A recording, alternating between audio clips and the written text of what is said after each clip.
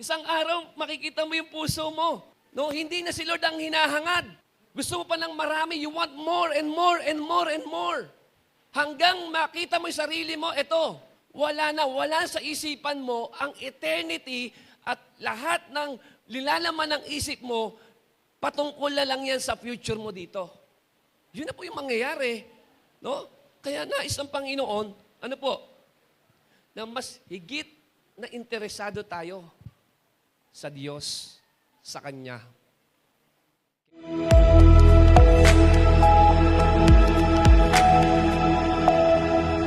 Panginoon, at maayos po tayo nakadako sa lugar na to. But before we begin or we dive into the Word, no, I would like to take this opportunity muna, no, to express my heartfelt gratitude to those who took part, no, doon sa nangyari pong crusade last Friday dito po sa church po natin. Sa mga nakasama po natin nung Friday, no, sa mga nagpagod, sa mga tumulong, no, maraming pong salamat po sa inyo. Pwede ba natin palakpakan ng Panginoon? May higit po 100, kung hindi po ako nagkakamali, nasa 120 to 30 po ang mga nakarating po nung gabi na yon. At yung iba po sa kanila, nakikita ko po ngayon. Nandiyan po sila, no? Pwede ba natin palakpakan si Lord, no? Dahil palagi siyang may ginagawa po sa kanyang gawain.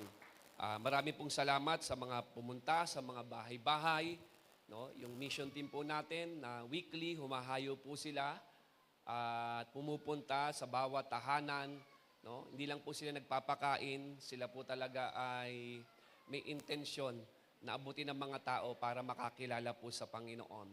Salamat po sa inyo dahil walang pagod niyo pong ginagawa yan para po sa Panginoon.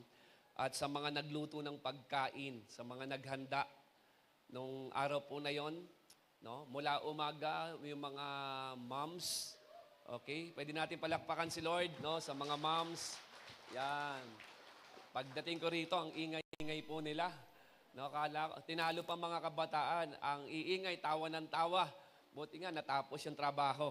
No? Marami pong salamat po sa inyo, sa mga nagbigay po ng pinansyal, para po makabili tayo ng bigas, ng ilang kabang bigas, at ma-bless po sa mga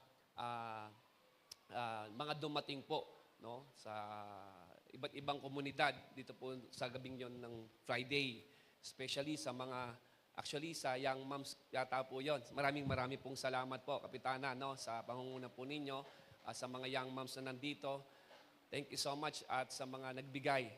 Alam niyo po, hindi lang naging matagumpay yung gawain yun, kundi talagang naramdaman po nila, naipadaman po natin sa kanila kung ano yung pag-ibig po ni Kristo. No? At napakasarap lang pong isipin dahil alam niyo po na makita po natin ang ating sarili na kinakasangkapan ng Panginoon para po sa kanyang dakilang plano, no? Para abutin po ang mga tao. Sa mga nag-ushers po, asan si Ate Sarah that day, maraming pong salamat po sa mga nag-welcome po sa mga taong nagpumunta, no? Especially, ganun din naman sa worship team, thank you so much, no? At nanibago ko dahil Tagalog yung yung kanta po nun. Maraming pong salamat po sa inyo. At patuloy po tayong pagpalain ng Panginoon sa gawa ng ating mga kamay. Alam niyo po, yung paglilingkod po natin, napakalaking impact po niyan. Hindi lang po sa iglesia, kundi sa mga tao na nais pong maligtas po ng Panginoon. Amin po ba doon? No? At I pray na the Lord will bless you abundantly sa inyo pong katapatan, sa inyo pong kasipagan, sa inyo pong pagmamalasakit at pagsuporta. Muli, maraming pong salamat. Palakpakan po natin ang Panginoon. Alright, let's dive into the Word. And our topic for today is entitled, Make Room for God. Make Room for God. Friday po, nung morning, nagpunta po ako sa Pure Gold kasi sa bahay po namin, tapat lang po noon ay Pure Gold Junior. No, nagulat ako, may tumawag sa akin. Yun kakilala ko po, naging classmate ko po sa Bible School. At nakita ko, siya po ay naging store manager na dito sa Pure Gold Junior. And then nagkaroon kami ng usapan habang bumibili po ako ng sabon. no, nagkukwentuhan po kami, natanong ko sa kanya kung kumusta na siya sa kanyang journey sa Panginoon, sa kanyang pananampalataya. And, na-surprise lang ako at nalungkot din naman. Kasi alam niyo naman po, pagdating sa ganyan, di ba? Lalo na pag nasa mall ka, nasa mga department store ka, yan yung trabaho na kahit linggo may pasok eh. Oo. May pasok yan. Tinanong ko siya kung nag-church pa siya. Sabi niya hindi na, no, dahil sobrang busy ng araw. At yung naging dahilan niya, sabi niya, kasi pati linggo may pasok ako. At sinundan niya pa yon. Sabi niya pa sa akin, kailangan ng kumayod kasi may anak na akong dalawa. Sa isip-isip ko, paano kung naging 3 yan, naging 4 pa yan. No? And then, I mean, yung pag-uwi ko, kasi kilala ko siya, napaka-dedicated niya sa Panginoon. Napaisip lang ako, talaga bang ang mga anak ang dahilan para hindi natin maunan Diyos? Talaga ba ang trabaho ang dahilan kung bakit hindi natin maging prioridad ang Diyos sa buhay po natin? Lalo na po sa panahon natin ngayon, sa mundo natin ginagalawan, diba, mapapansin naman natin na ang mundo ay talagang pinupush ka para magkaroon ka ng higit at labis. Magkaroon ka ng maraming yaman. Amin po ba doon? Andiyan po ba tayo? Pinupush tayo ng maging successful sa buhay. No? Pinupush tayo ng word na magkaroon ng maraming possessions. Pinupush tayo ng mundo na magkaroon ng recognition. Amin po ba doon? At kung hindi po tayo magiging maingat, yung puso natin, bukas makalawa, nasisira na siya, nakukurap na siya, at nagiging greedy na po tayo. When we say greedy, hindi lang po yan in terms of finances. No? Maraming paraan. Sabi nga sa Bible, yung pagiging greed, iba't ibang form po yan. Amin po ba doon? Kaya kung hindi po tayo magiging maingat, yung puso po natin makukurap yan at mawawala na ng space si God sa atin. Yung room na yon na napakabanal, napakasagrado para sa'yo, dahil sa sobrang kabisihan at kagusto natin na maging matagumpay sa buhay, magkaroon ng maraming bagay, possessions, no, makilala, maging tanyag, nawawala na siya ng puwang. Yung space po sa heart po natin. At magugulat ka isang araw, hindi na si Lord ang nakaluklok. Hindi na si Lord ang nagdadrive ng buhay po natin. No? Yung relasyon natin sa Panginoon, talagang naging malayo na po tayo. Kaya napaisip ako, ano ba talaga ang root nito? Is it work, family, or greediness? Are we getting this? No? Kasi yung part sa heart mo na naka-reserve kay Lord, pwedeng i-occupy ng mga kabisihan po natin. Yung pinagkakaabalahan po natin sa buhay. Tinignan ko ibig sabihin ng greed. Ang ibig sabihin po ng greed ay, it is a strong and selfish desire to have more of something, most often money or power. Sabi na, greed is a strong and selfish desire. Matinding pagnanasa, no, ng iyong kagustuhan na magkaroon ng higit. Especially pagdating sa pera at kapangyarihan. Tama po ba doon? Kaya kung mapapansin mo, no, ang nagpapahirap sa bayan, sa bansa, hindi naman talaga yung kawalan ng trabaho, kundi ang root niyan ay ang greed. Ang korupsyon ay resulta lang ng corrupted na puso. Tama po ba doon? Nakuha po natin to? No, yun po ay resulta. Kaya yung resulta ay naging malaking epekto po sa mga tao dahil nga yung mga taong meron na, gusto pang magkaroon pa ng higit. Amin po ba doon? Mas minamahal na nila yung kayamanan kaysa sa mga tao. Mas mahalaga na sa kanila yung bank account nila kaysa sa kondisyon ng mga tao sa paligid nila. Na kahit titingnan mo, hindi naman sila naghihirap. Tama po ba doon? Pero dahil yung kanilang puso ay nakurap na, ano ba yung grid sa Tagalog? Sakim? Ha? May iba pang term eh. Ha? Pagiging gahaman, pagiging sakim, yun na yun, naging maitim na yung kanilang budhi at naging halang na yung kanilang kaluluwa. Wala na po silang konsyensya kahit gaano karami ang kanilang kunin, wala na po yun. Hindi na po yun tumatama kasi nga yung puso po nila corrupted na. Amin po ba doon? Ang importante lang sa kanila, yung kumuha ng kumuha, kung ano yung makukuha. Andiyan pa ba tayo? No, tinignan ko rin sa ibang meaning, ibig sabihin ng greed. Greed is the passionate pursuit. Ito naman po para po sa atin. Is the passionate pursuit of things at the expense of spiritual. So, it is a priority issue. No? Yung bang makuha mo lang yung gusto mo kahit kapalit yung pananampalataya mo.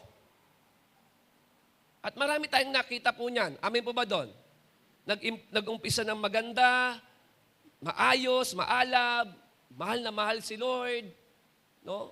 Napaka-sipag pagdating sa gawain ng Panginoon.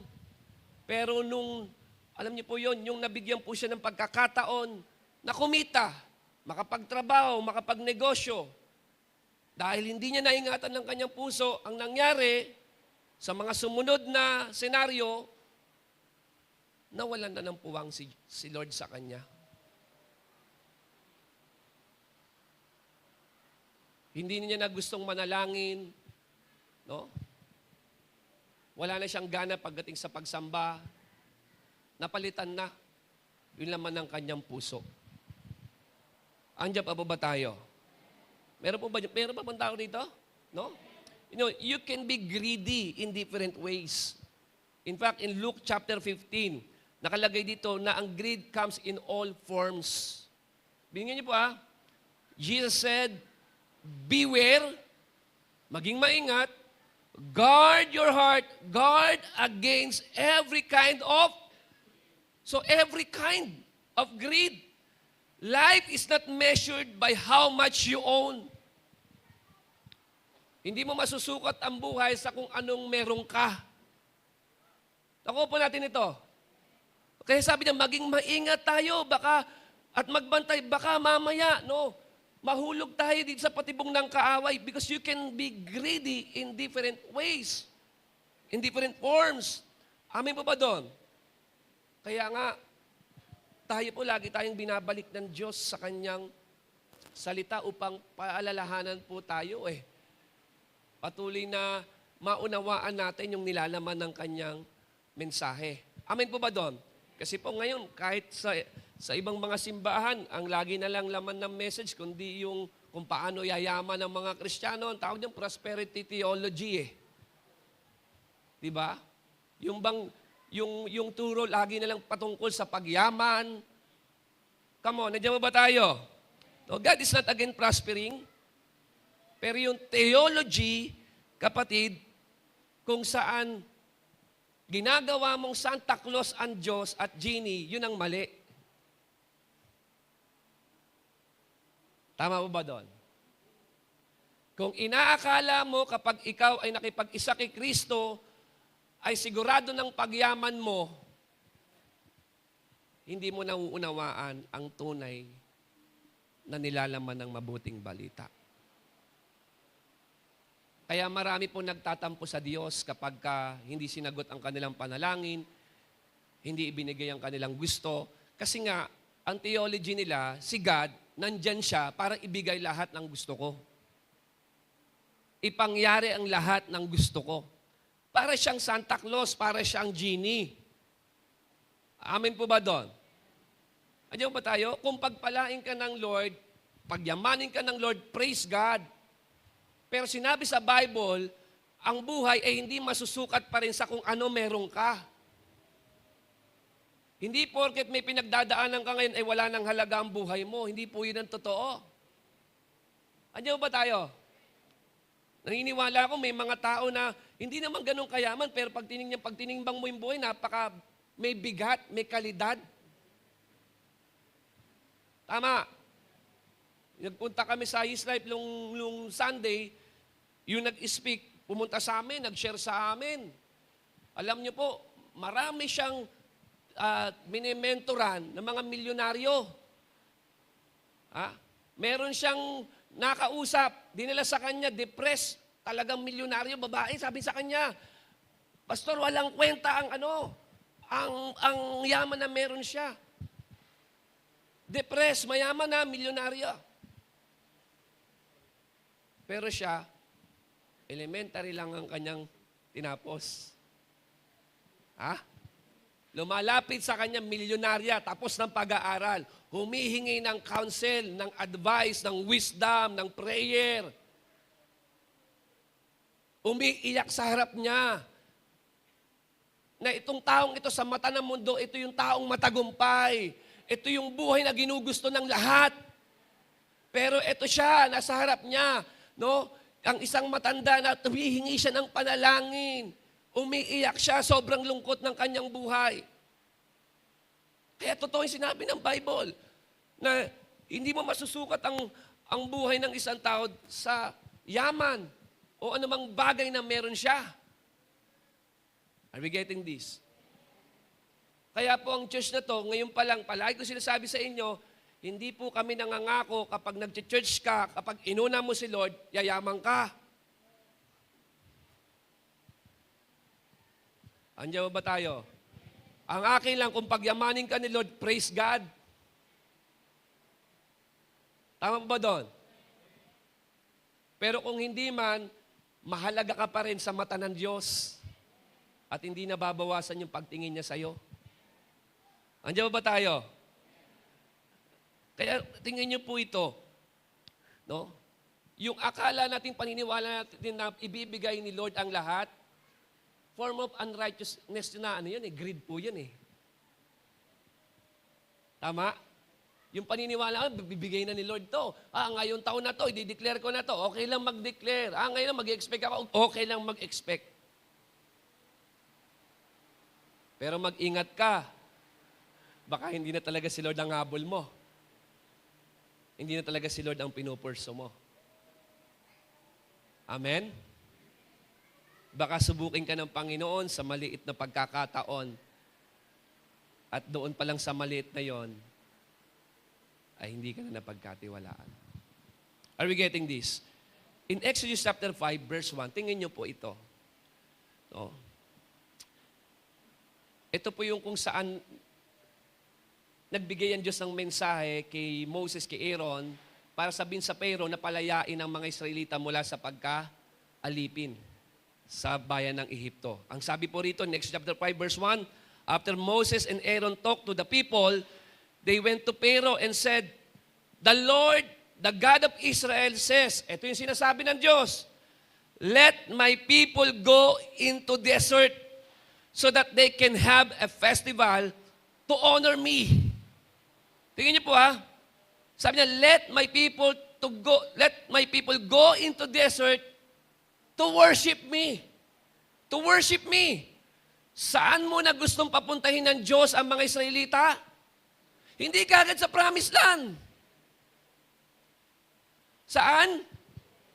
Sa wilderness. Sa ilang. Sa pagitan ng Ehipto at ng lupang pangako. Andiyan ba tayo? Sa ilang. Palayain ang kanyang bayan at papuntang ilang upang dito ay sumamba sila sa Diyos. Sa Diyos. Paglabas nila sa Egypt, tama ba? Doon sa disyerto, ang gagawin nila, sasambahin nila ang Diyos. Andiyan ba tayo? Andiyan ba tayo? No? Hindi po kagad sa promised land, Hindi kagad sa ang iniisip kasi natin paglabas ng mga Israelites, gusto kagad dalhin ng Diyos sa promised land. Hindi, sabi dito sa Egypt. No? Ano ibig po sabihin nito? Dahil nais ng Diyos, bago pa man sila bigyan ng anuman, ng milk and honey, bago pa man sila i-bless ni Lord ng maraming bagay, i-meet muna ang Diyos. To worship Him, to honor Him. Doon sa sitwasyon at kondisyon ng iyong buhay kung saan disyerto, nais ng Panginoon, bago ka pumunta sa kasaganahan, i-meet mo muna siya sa wilderness to worship Him. To worship Him. Bakit? Kasi ang pinakadelikado, yung mga Israelita, dumiretso kagad sa promised land. Kasi ang tendency noon, kapag doon kagad sila sa mga bagay na ibinigay ng Diyos, sooner or later at naging cycle nila, nawawala na ang Diyos ng puwang sa kanilang puso. Parang wala pong tao po rito. Andiyan mo pa tayo? No? Sabi niya, i-meet muna natin si Lord sa desert to worship Him, doon sa wilderness, bago raw natin i-enjoy ang promised land. Bago natin i-enjoy ang promised land. Amen po ba doon? Dahil kapag nilagpasan mo ang Diyos at dumiretso ka agad sa pagpapala, ang mangyayari, makakalimutan mo ang blessor at mai-hypnotize ka na sa blessing.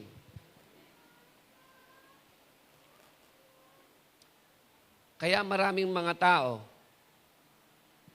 nung nakakuha ang promotion, nakapagtayo ng negosyo, nakapasok sa trabaho, abay, dumiretso kagad sa promised land. Tama po ba doon? At nawalan na ng oras para sa Lord. That's sad reality. Pero totoo po yun.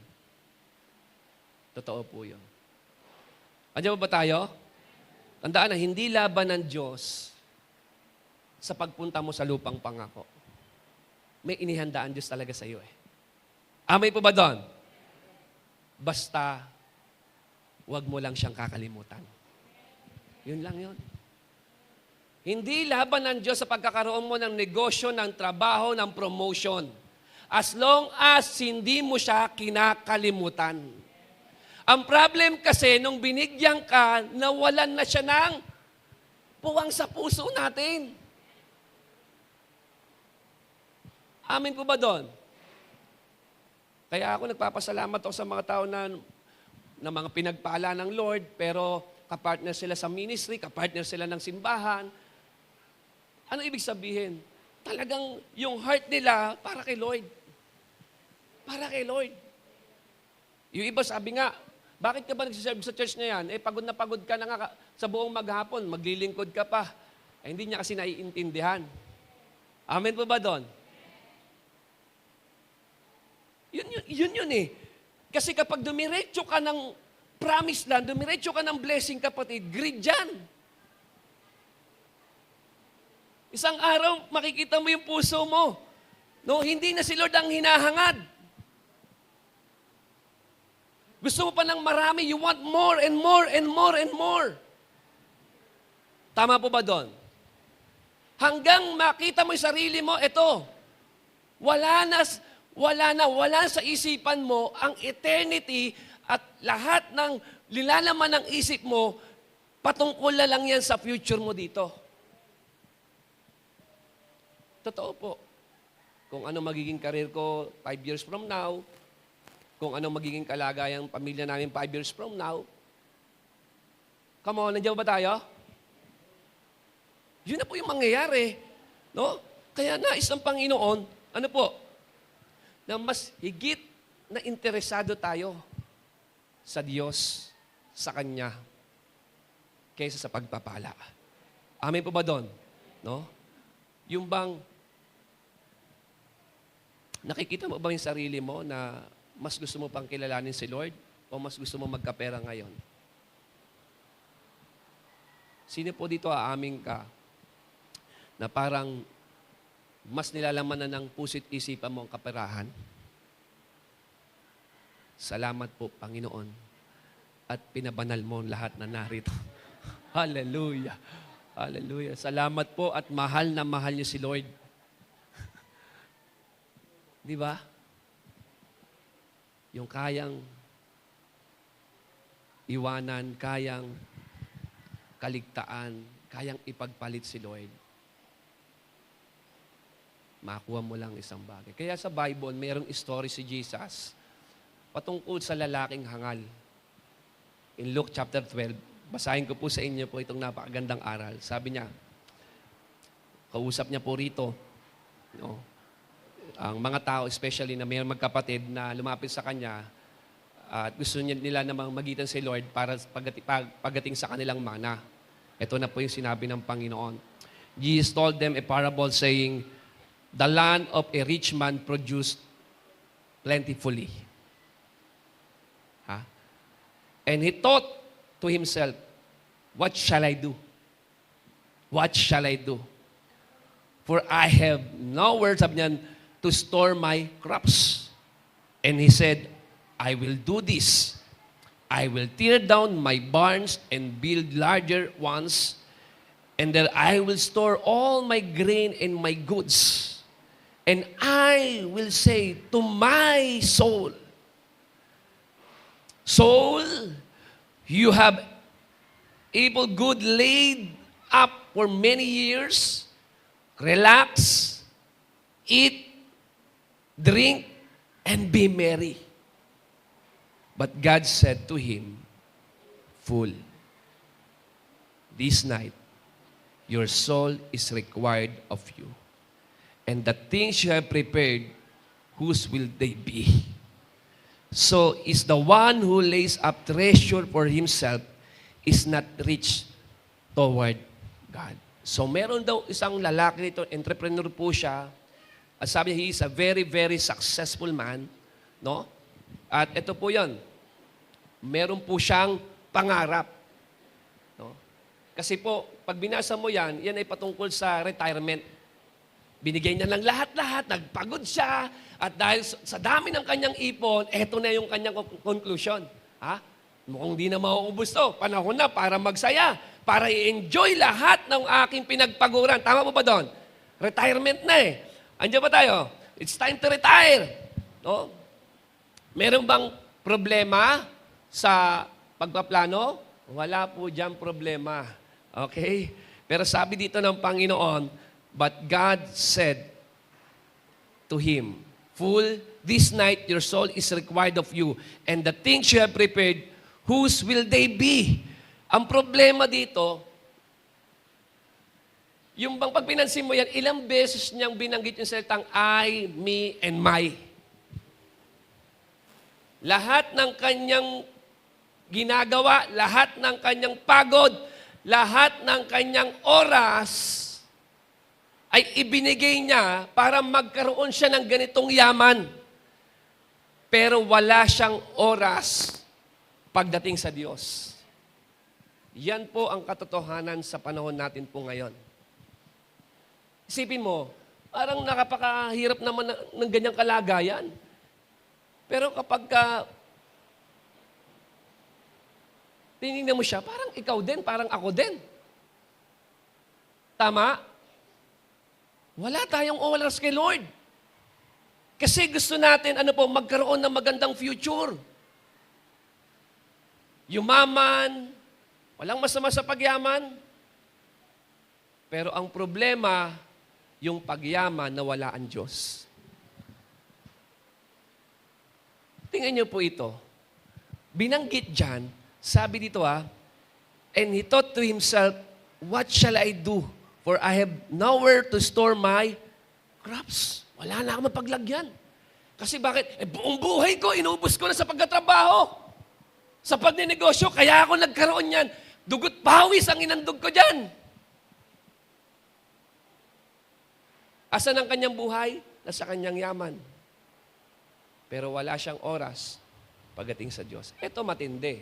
Yung dalawang salita, yan ang gigimbal sa atin. Kahit gaano katagumpay ngayon, kahit gaano kaganda ang karir mo ngayon, pag pumasok na yung salitang, but God, yung akala mo, ikaw nagmamay-ari ng lahat, yung akala mo, kontrolado ang lahat, yung akala niya, ma-enjoy niya na ang lahat, biglang pasok yung salitang, but God. But God. Yun ang matindi. Yung but God. But God said to him, no? 2 words. Itong 2 words na to, pwedeng mag-reverse yan sa kondisyon at kalagayan natin. Mabigat po yan. Biglang nag-interrupt ang Diyos. But God said to him, "Fool, this night your soul is required of you." Sa Tagalog, hangal, ngayong gabi rin, kukunin ko na ang iyong buhay. Tingnan natin kung kanino mapupunta ang lahat ng iyong pinagpaguran, pinag-alayan ng buhay. Andiyan ba tayo? Bakit? Yung pag-a-assume mo na yung mga bagay na meron ka ay dahil sa'yo, that is false assumption. Tingnan niyo po ito, meron siyang sakahan na napakasagana. Iniisip niya kung bakit siya yumaman dahil nagtanim siya, amen? Bumili siya ng magagandang binhi, tama? Patubig, nag-araro.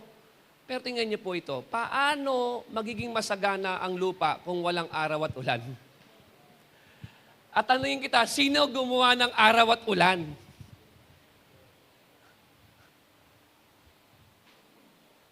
Ha? Kaya yung akala mong tagumpay ay sa'yo lang nauuwi. Isang malaking kasinungalingan.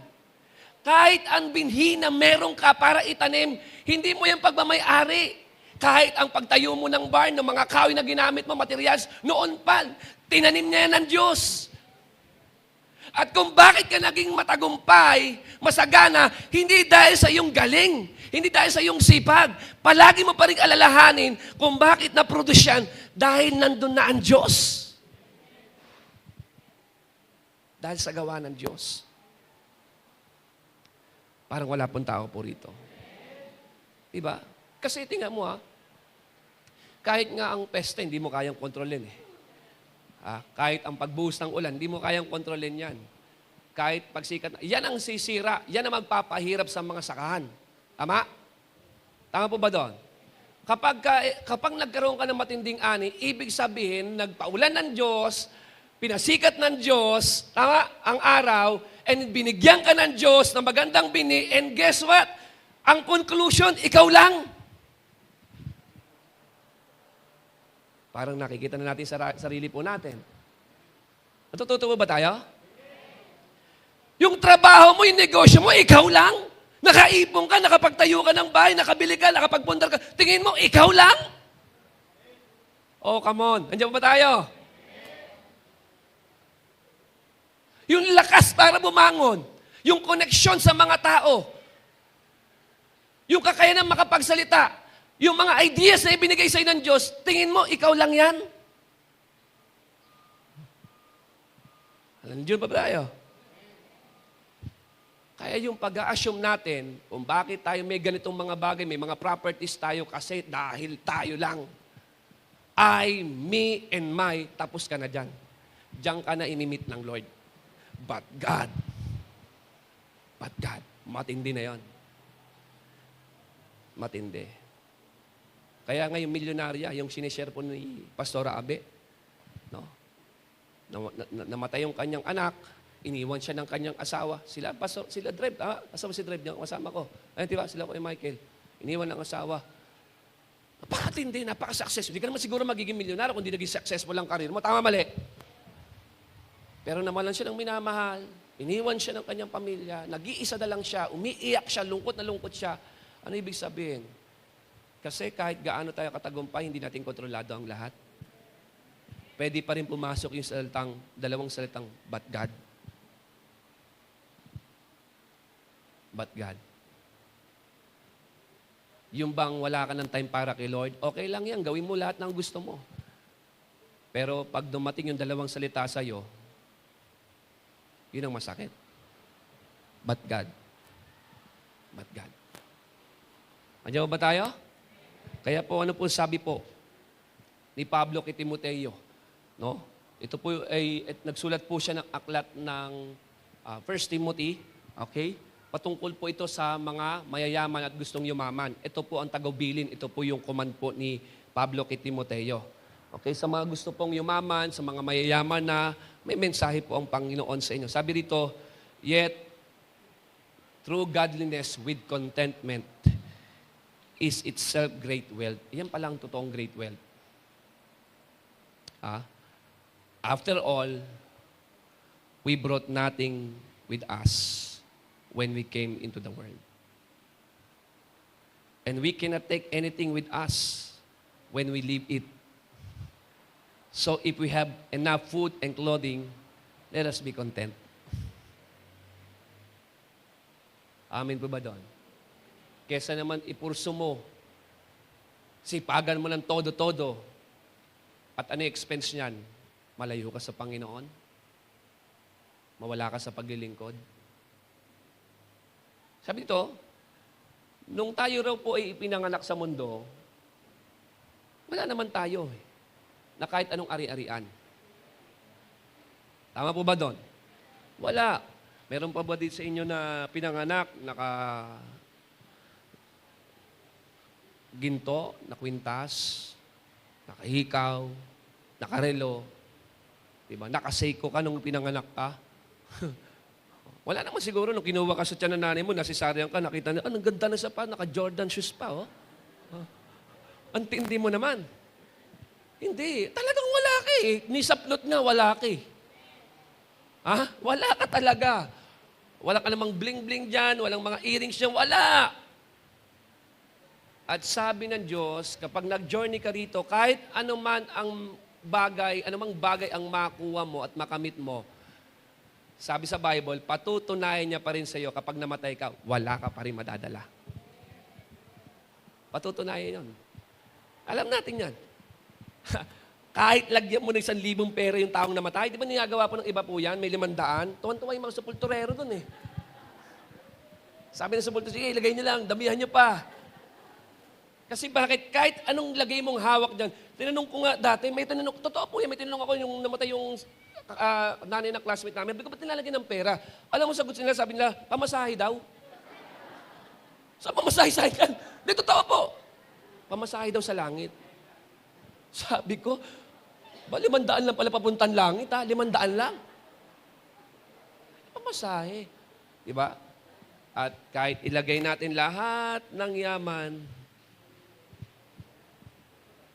pagdating sa hukay, pagpantay na ang paa natin, papunta lang yan sa pagkabulok. At papunta yan sa pagiging alabok.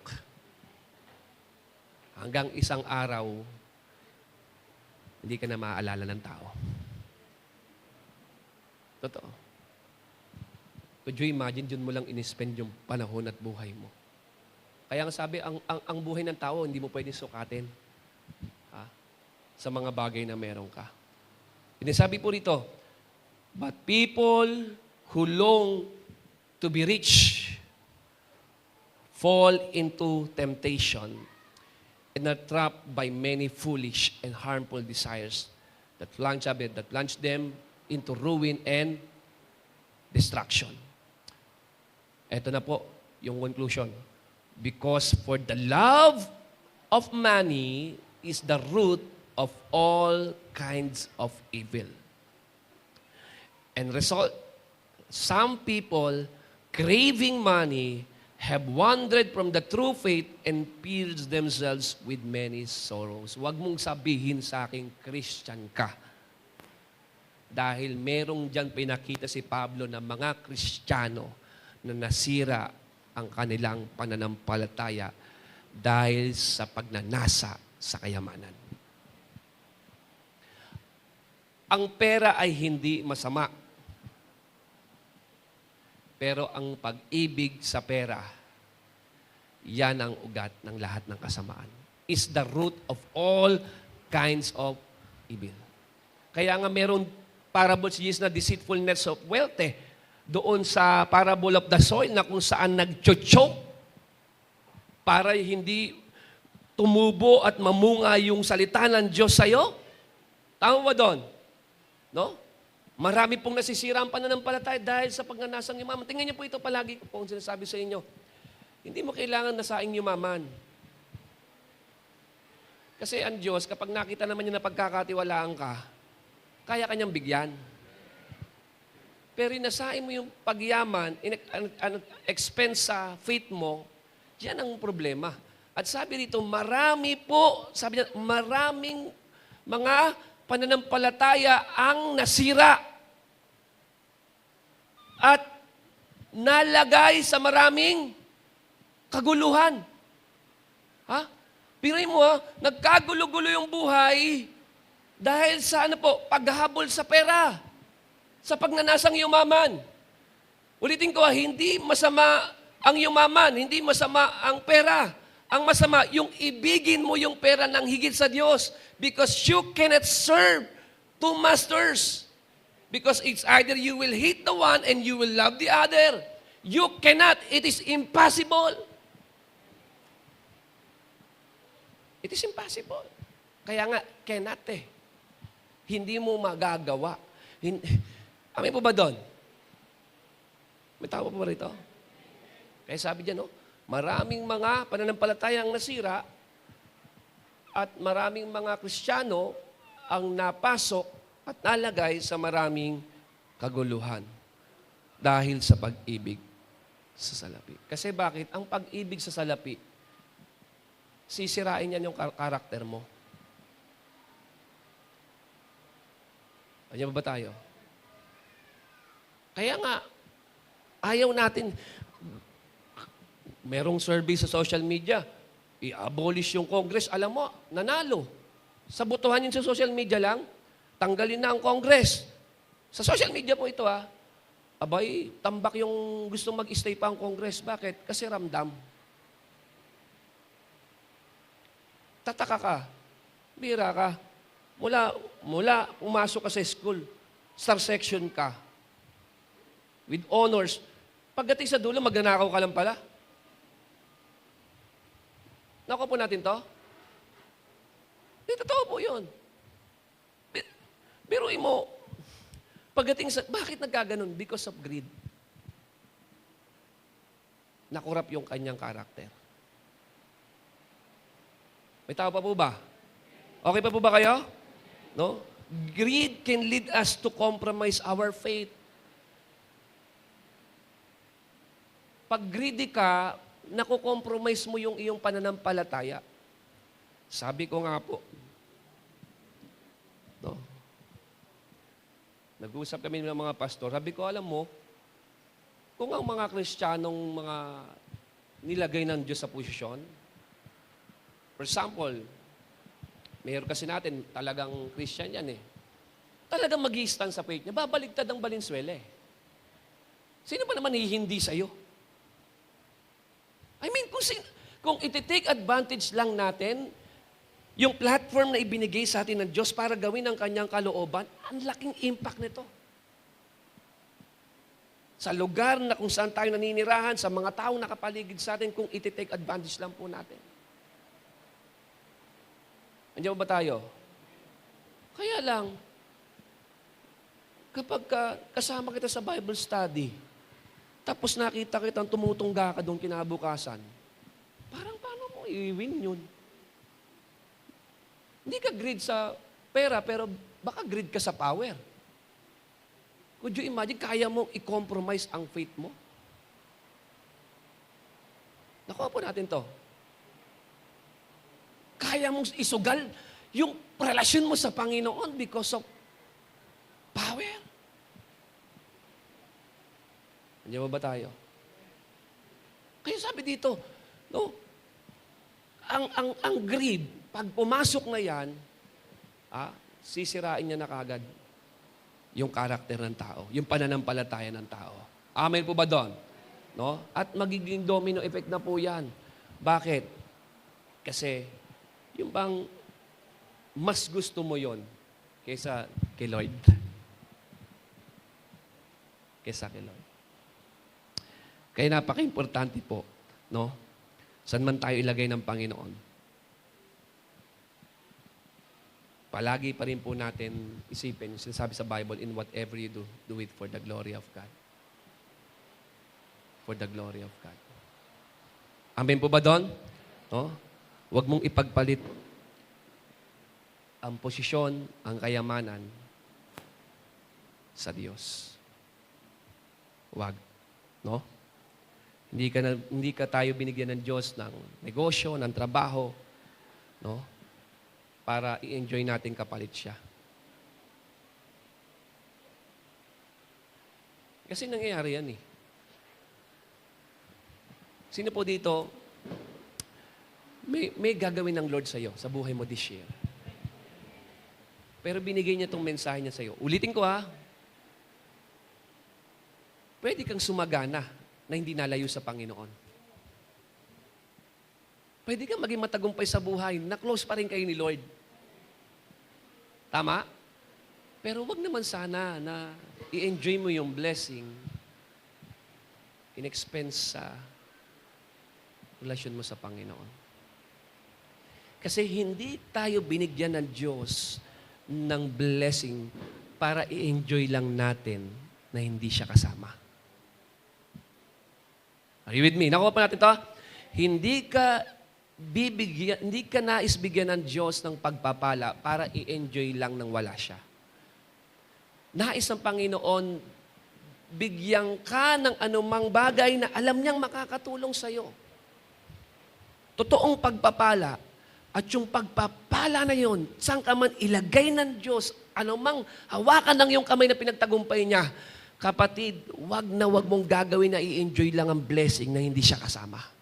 Kasi hindi yun ang design ng Diyos sa blessing. Ang design ng Diyos, may trabaho ka, may negosyo ka, pero close pa rin kayo ni Lord. Amen? May trabaho ka, nilagay ka ni Lord sa anumang posisyon, pero si Lord pa rin ang prioridad mo. Pwede naman mangyari yun eh. Amen po ba doon? Kaya last time, sabi ko kay Pastora, alam mo, ayoko namang kasi, kailan ba elections? May. Habi ko. Alam mo,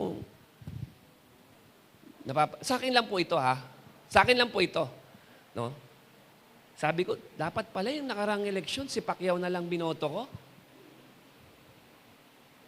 Kasi ito matatalino, mga halangang kaluluwa. Ito mahina, pero may puso. Sa akin lang naman po, hindi ko naman pinapalitan yung boto po ninyo, ha? Akin lang po yon. Kasi sabi ko, hanay mo yung magaling, mahusay, tapos halangang kaluluwa, walang konsyensya. Tama? Eh dito na ako sa parang tingin ng tao, hindi niya naman kaya, mahina siya, pero may kaluluwa, may puso. Amen po ba doon? Kaya pag nag-usap kami, pag may sino ba boto mo? Lahat naman may daplis, lahat naman may tama. Yung konting may sayad lang. Kasi ibang lalakas ng sayad eh. Hindi, totoo. Yung doon less evil lang tayo. Nakuha po natin to. Doon ko na-realize na, ano pala? Marami palang ganon. Na kahit anong ibigay sa atin ng Panginoon, at the end of the day, huwag mong ibebenta ang kaluluwa mo. Huwag mo ibebenta. Kasi po, pwede kang maging mayaman sa mundong ito, pero mahirap at dukha ka sa paningin ng Diyos. Ang sabi ng Diyos yun, sa lalaking mayaman, tama mali. No? Mayaman siya sa tingin natin, Yung buhay niya gusto natin tularan, pero ganon pa man, sa mata ng Diyos, siya isang taong hangal at dukha. Pwede palang mangyari yun. May trabaho ka, may naipundar ka, may negosyo ka, ang yaman mo, may mga taong naiinggit sa'yo, pero pagdating pala, kapag tumingin na sa'yo si Lord, ako po natin to. Ito po ako magtatapos sa inyo.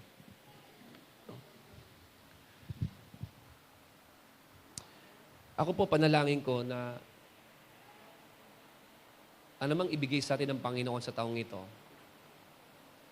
ipangako natin na hindi natin ipagpapalit sa Lord, si Lord. Amen po ba doon? No? Amen po ba doon? Yung bang kahit anumang pagpapala dumating, no? Hindi natin ipagpapalit sila. Kasi, eto na kasi nagiging, ako, inupuan ko tong mensaheng ito eh. Nag-isip ako ng mga tao, yung kalagayan nila, tingnan ko, pati mga excuses nila. Ganito po kasi nangyayari, oh.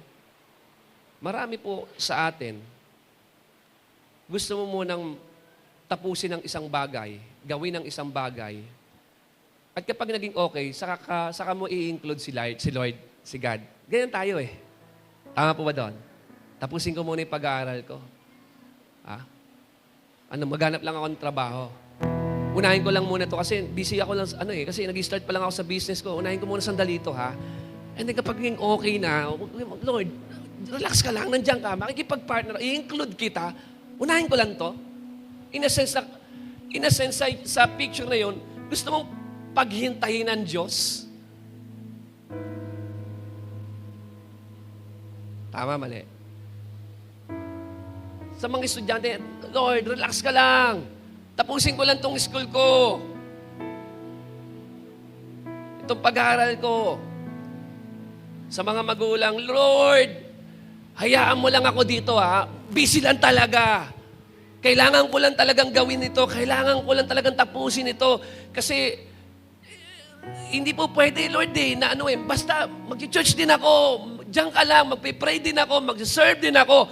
Ang nasa isip natin, i-work muna yung mga bagay-bagay, and then guess what? Kapag natapos na natin, gusto natin dun pa lang natin i-include si Lord. Totoo yan. Totoo yan. Totoo yan. Doon mo palang iisipin na, oh Lord, sige, sama ka na, okay na. Nagawa ko na, tapos ko na yung business ko, tapos ko na yung work ko, tapos ko na yung sa family ko, tapos ko na, Lord, yung pag-aaral ko, oh sige, ikaw na, it's your turn. Parang si Lord naghintay ng matagal at hinintay kang matapos. Tapos pagtapos mo, parang doon mo palang sabihin, binabalikan mo na si Lord. Yun ang nakakalungkot na senaryo. Pero hindi yun ang nais ng Panginoon na makita po sa atin. Hindi ko alam kung para kanina itong mensaheng ito. Pero naniniwala ako, may pangungusap ang Diyos sa'yo. May pangungusap ang Diyos sa'yo. Amen? Yung bang pag nagka-time na tayo, sige, dito na ako mag-serve, maluwag na yung schedule ko, sige, sisingit na kita, Lord. Lord, sige, nakuha ko yung sahod ko, sarap mag-pray. Nakakalungkot lang. No, nakakalungkot lang. No. Bakit? Kasi baka sa panahon ng tulad ng lalaking hangal at mayaman, kung saan tayo nagtatrabaho, nag-aaral, nagnenegosyo, hindi kasi natin alam, baka mamayang gabi tawagin na tayo ng Diyos. Tama. Ako natin to. Only God knows. The Bible tells us, you don't know what will happen tomorrow. We don't know what will happen later on. Yung bang sa kakahintay mo, pinaghihintay mo si God, baka mamaya, yung gabi mamaya, yun pala yung huling gabi mo. Huling gabi ko. Tama? At kapag namatay ka, lahat ng pinagpagura mo, sabi ng Lord, napakinabangan mo ba? Di ba binigay mo lahat? Napakinabangan mo ba? Saan mapupunta yan? Hindi ikaw ang makakapag-enjoy niyan dahil wala ka na. Kaya sabi ng Diyos, yan yung taong mayaman sa paningin ng iba, pero hangal sa paningin niya. Kaya po ito pong sabi po, no? In James chapter 4, verse 13 to 16, tingin niyo po ito. Look here, you who say, okay, ipangalan natin ito sa ating sarili. Lalo sa mga nagnenegosyo, sa nagtatrabaho, o sa may gustong mag-business, sabi niya, today or tomorrow, we are going to certain town and will stay there a year. We will do business there and make a profit. Tayo nga. How do you know what your life will be like tomorrow? How do you know? Tinatanong ka. Paano mo masasabi na bukas okay ka pa, buhay ka pa? Your life is like the morning fog. It is here a little while, then it's gone. Hindi mo ba alam? Hindi mo ba nabasa? Hindi mo ba narinig na ang buhay ng tao ay parang usok lang? Kaya nag-usap kami ni Pastor last time, sabi niya sa akin, ano ba buhay? What is life? Life is a smoke. Yun lang ang definition ng buhay. It is smoke. Anong buhay mo? Dinedefine lang siya ng Bible na usok lang yan. Usok lang yan. Tayo, ang dami natin sinabi. Pag sinabing life, eto. Pero sa Bible, usok lang yan. Ano yung usok? Nandyan ngayon, pero mamaya wala na yan. Mabilis lang ang buhay ng tao. Mabilis lang. Mabilis ka lang dadaan sa mundong ito. Hindi palaging malakas ka, malusog ka. Hindi mo alam kung kailan po pwedeng dumating ang kamatayan. Kaya sabi po rito, no, what you ought to say is, if the Lord wants us to. Ayan, no, pumasok na ang Diyos. Kung loobin ng Diyos, no? Kung loobin ng Diyos, ano po sabi to? We will live and do this or that. Otherwise, you are boasting about your own pretentious plans, and all such boasting is evil. Grabe to. Itong mensahe ng Lord na to, talagang gigising po sa atin ito. Dapat pala, ang laman ng puso natin, kung loobin ng Panginoon na bukas malakas pa tayo, makakapagtrabaho tayo. Kung loobin ng Panginoon na bukas buhay pa tayo, makakapagpatuloy pa tayo sa negosyo. Tama? Pero wag natin i-assume na para bang ikaw ang may hawak ng buhay. Because you don't know what will happen tomorrow. You don't know what will happen tomorrow. Amen po ba doon? Amen po ba doon? No? Kaya, ulitin ko hindi ang pagiging mayaman, no, o hindi ang kayamanan, hindi ito yung inaayawan, hindi dito yung nagagalit ang Diyos. Hindi, gusto ng Diyos na makita ka niya. Tama po ba doon? Na nagtatagumpay sa buhay. Gusto ng Diyos yun. But look at this. Yung tagumpay na na-misplace mo ang Diyos, yun yung ayaw niya. Yun yung ayaw niya. Ako, I pray, kapag nagka-work tayo this year, kapag nagka-bis tayo dito, mas lahat tayo maging dedicated kay Lord. Kasi life is a smoke. I-all out na natin sa Panginoon.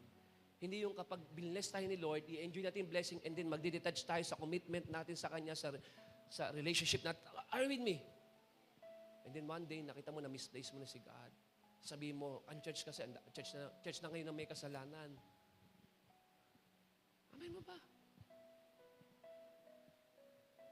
Ayan ba tayo? Sabi, don't be fool. You can plan and maximize what God gives you, but not at the expense of God. You can enjoy. Pwede mong i-enjoy yung blessing, i-maximize ang buhay. Pero wag naman sana kapalit ang Diyos. Amin po ba doon? Amin po ba doon? You know, imagine yourself. Nanonood ka ng TV. May commercial. Yung commercial na yon about sa medicine. Amen? At yung promise ng medicine, kapag tinik mo siya, magiging okay ka, magiging masigla ka, may enjoy mo ang buhay mo. Tama? At doon sa medicine na yon, of course, di ba? Pinapakita doon yung benefits. Tama? Pero wala kang makikita sa commercial na ang hinighlight ay yung warning. Yung danger. Sa gamot, laging meron dyan. May warning at danger dyan. Tama, mali? What do I mean? Ang mundo kasi nag-o-offer sa atin ng medicine. Medicine of prosperity, security, comfort. Pero kapag ang gamot, nasobrahan ka, tama po ba doon? Kaya kang patayin yan. Kaya kang patayin yan. Ano tawag po dyan? Tapos ka dyan.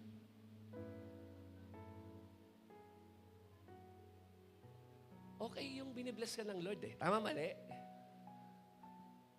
Pero pag ninasa na ng puso mo yan, at kahit makompromise mo yung faith mo, mawala yung commitment mo sa Lord, winidraw mo yung pagsiserve mo, tama? Makuha mo lang yung bagay na gusto mo, yan yung medicine na papatay sa'yo. Kaya maraming mga Kristiyano, sabi sa pinabi ni Paul, nasadlak, sa Tagalog, nasadlak sa maraming kaguluhan. Sa anong dahilan? Dahil sa pag-ibig sa pera. Sa kayamanan. Amen? Amen. Amen po ba doon? Kaya ngayong umaga, it's time for us to reflect, to realign, no? To evaluate ourselves, our hearts. Lord, baka po. Kasi tingnan nyo ang grade pa naman, ang hirap i-trace niyan. Wala na mga amin sa ating mukha kang pera eh. Ano yung mga katabi mo? Mukha ka bang pera? Hindi amin yan. Ha? Pero operan mo. Try mong operan. Ha? Tama po ba doon? Tama po ba? Doon mo pag may offer na eh. Ano ibig sabihin? Ang sarap magbigay ng buhay sa Diyos. Ang sarap unahin ng Panginoon. Na ngayon taon, yung reserved place sa heart natin para kay God, no? Huwag natin ito pagagalaw. Para kay Lord to eh. Tama? At the end of the day, hindi ka pababayaan ng Diyos. Amin po ba doon?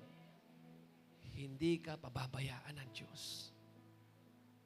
Hindi ka alam ng Diyos ang pangangailangan mo. Alam ng Diyos. Alam ng Diyos kung paano ka pagpapalain. Alam ng Diyos kahit address ng bahay mo, alam niya. Alam niya kung saan ka nakatira. Alam ng Diyos yan. Amen? Kaya kapag merong sumusubok na palitan, yung reserved place at room natin para kay Lord, sana ngayong taon na maging non-negotiable sa atin yan. Amen? Amen po ba doon? Trabaho, negosyo, kapalit si Lord. Life is a smoke. Amen. Pwede ba tayong lahat umayo? No? Hallelujah.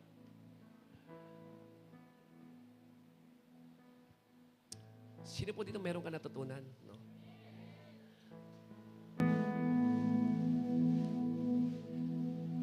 Malaki po ang plano ng Diyos sa kanyang iglesia. Pag tinignan niyo po ang lugar panambahan natin, dami pa pong kulang. Tama? Salamat na lang sa Panginoon, meron na pong toddler's room para sa mga bata. No? Ako po, sobra po ako nagagalak sa mga kapatiran ko na nakipag-partner po sa gawain ng Diyos. Sabi ko, ang dami pinagpaalala ng Diyos sa loob ng church. Totoo yan. Totoo yan. Pero kahit pala pagpalain mo ang tao pag may maling puso at hindi tama ang puso, wala rin ang blessing eh. Amen po ba doon? No. Yung pera mo na Starbucks, yung pera mo na ibibili mo ng bag, maluluma din yan. Tama mo ba doon? Pero naisip ko yung bagay, for example, yung pera na binigay mo, and then next week makikita natin yung mga bata, wala nang ingay, naglalaro na sila, naka-aircon pa sila. At sarap sa pakiramdam. Sarap sa pakiramdam. Sabi ko, Lord, this year,